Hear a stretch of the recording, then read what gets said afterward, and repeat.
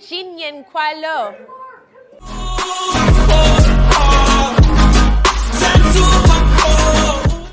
So I see now you are one of the most successful MILF actors this year. Oh, well, thank you so much. Oh, what kind of videos? MILF.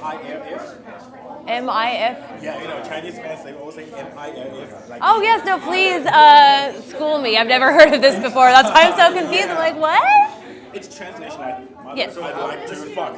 Model I'd like to fuck. Wow, I've never heard that. Wow, I'm a MILF and a MIMF too. Oh, wow.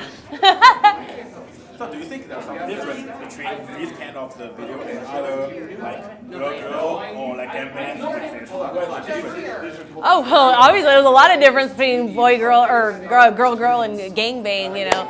A whole bunch of cocks versus a pussy. So, yeah, there's so many differences. I don't even know where to start. But they all have their appeals, for sure. So which kind do you like best? Well, gosh, I would say, I guess my favorite's just regular boy-girl, like one-on-one. I think, yeah, I like the passion and the connection. So, you know, many fans, they admire you from the funny girl, from the action girl to the famous pop star. That's right, I was a Bunny Ranch How girl. do you decide to be a professional porn actress? Well, yeah, that's actually when I had decided that was when I was working at the Bunny Ranch. I had met a girl who was doing movies and she started working up there. And then I was always curious about the porn industry. I had no idea how to get into the industry. I didn't know you have to get an agent and all of that. So I had talked to her when she came up there and she got me in touch with her agent and the rest is history. I'm 12 years later now. Woo-hoo! So, do you remember what was your mood when the first time you shoot porn? Oh, what was my mood? Oh, okay, well, kind of like fear of the unknown gets me with a lot of things in life. I mean, even for example, I had a staple gun. I never, a couple of years ago, and I didn't know how to use a staple gun. Or not that I didn't know how to use it, but I never shot it before. So I was like scared to go, like, waiting for the snap. Because even stuff like Jack in the Boxes, when I'm not expecting something, I don't know. So that was really all that it was. It wasn't really about what was going on in the moment, just like the fear of the unknown, not knowing what to expect from anything. And so once I had finished my first party, it was all downhill from there. I was like, okay, now I know what to expect. Now I know how this all goes. I got this. This is awesome. So, Okay. So can you say something about your YouTube channel? huh? YouTube channel. You have your own Yes. YouTube channel, right? Yes, I do have my YouTube channel. Oh my gosh. Oh, so yeah, to backtrack a bit, I was thinking that you had asked like my first experience at the Bunny Ranch. But that's what I was kind of answering. But I guess it kind of applies to both things, honestly. It does. But yes, my YouTube channel though. I've had that for a couple of years now. I post at least like once a month, but I'm going to try to really bump that up to at least like once a week. After I come back from AVN, I'm going to be focusing on doing a lot more of my own content. I've been doing a lot of my own porn content for my Pornhub Model Hub channel recently, which has also been very, very successful. I'm so blessed. But the thing is like it's really hard to make money on YouTube. Everything gets demonetized, especially if it's adult content. You know the deal. And so it's very demotivating, to keep up with content in that, for that part of my life when it's not paying off as much as, I could be putting so much time and energy into other things. But that's why I'm going to scale back shooting for other companies coming up and focusing a lot more on all my content and all my platforms. Really start nailing some. Watch out for more YouTube videos coming. So I'm so excited. Here's the thing is like, even though, dealing with YouTube is hard, that's one of my favorite things to do is the YouTube videos. I always have so many ideas. I love editing them. I love that creative outlet. So I don't care that there's so many obstacles to face with it. I'm gonna start ramping it up. I got a lot of ideas, a lot of stuff for you guys. So, I'm going to try to find a subscriber on your channel. Don't worry. you are? Yeah. Oh! Oh! Okay. So, you recently appeared in the mainstream movie, right? Yes. For the arrangement. Yes, the arrangement. So, which one is difficult? The mainstream movie or the porn movie? What's more difficult? Difficult, yeah. Well, gosh, it really depends because you know, with porn movies, it really depends on who you're working for, what director and what company, because sometimes you can show up, you can be on set for a few hours and then you go home, or you can be on set for 12, 14, 16 plus hours, you know, and that's a lot. And there's also, the most difficult part is like the waiting. You're just waiting around for hours, just like, and that makes you so tired, and it takes all your energy, and then you're just like, oh my God, once you get to a scene, just like, fuck, I just want to get this done and go, you know, but that's not usually the case. It's usually, like bigger productions, obviously, you know, but spend a lot more time on dialogue. But that's the thing too, is if the time is consumed by doing a lot of dialogue, I actually do like and prefer that. So I would say, it's almost the same, I guess, you know, when you just cut out the sex part of the dialogue, heavy dialogue with porn, with being on set. So, and also too, it depends on who you're working with and all that stuff too with the mainstream, because I was just talking, you know, in my last interview about, you know, the star of The Arrangement. So he took so much extra time that day because he didn't learn his lines, and you know, he's the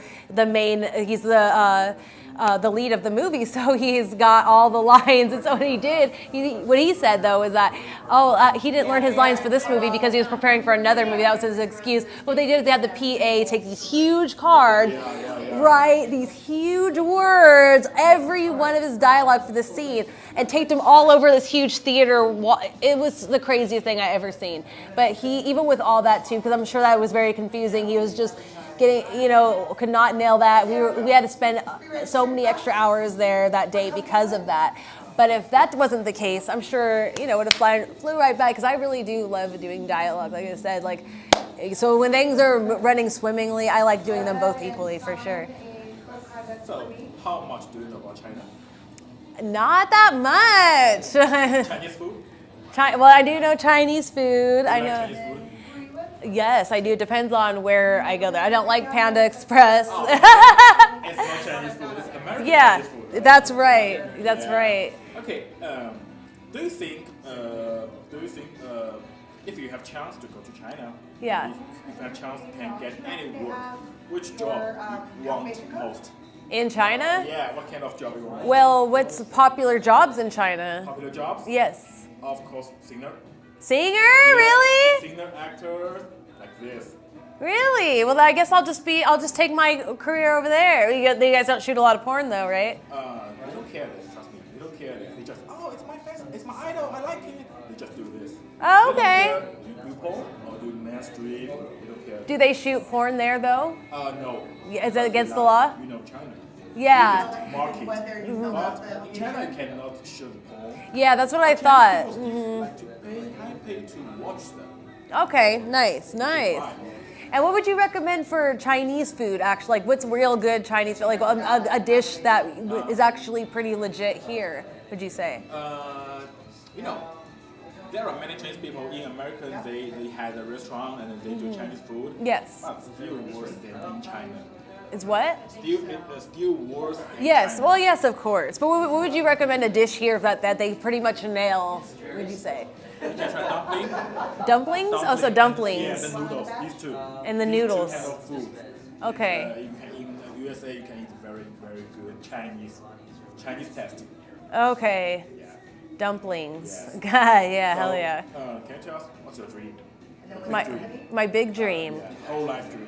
Well, gosh, that changes a lot though, you know? I'm always transitioning into other things and I always get new ideas and stuff. But for now though, I would like to just, you know, do my own content at home and not drive anywhere. Just, you know, be able to pump out all of my thoughts, all my creativity into all my content for the world. And then my dream would be for millions and millions of people to watch and it just thrive so I can just keep doing it. Yeah. So, last one. If you had a chance date with these three superstars, number one, Rob the Needle Jr. Number two, I heard Brad that. Pitt. They're not letting Okay. Number three, There's so many Dwayne people out there, Johnson. they're not letting me try. Which Okay. one you want date? Okay, wait, what was the first one again? Robert Downey Robert the Needle Jr.? Jr., yeah. The Iron Man. Iron Man. We were actually just talking about him too in the last interview. That's funny because you're saying he did all the movies with an earpiece in, and then they were feeding him lines through the earpiece. Different things. If you choose Robert De Niro, means you like money. Really? If you choose Brad Pitt, means you like face, handsome face, if you choose? Dwayne Johnson, of course.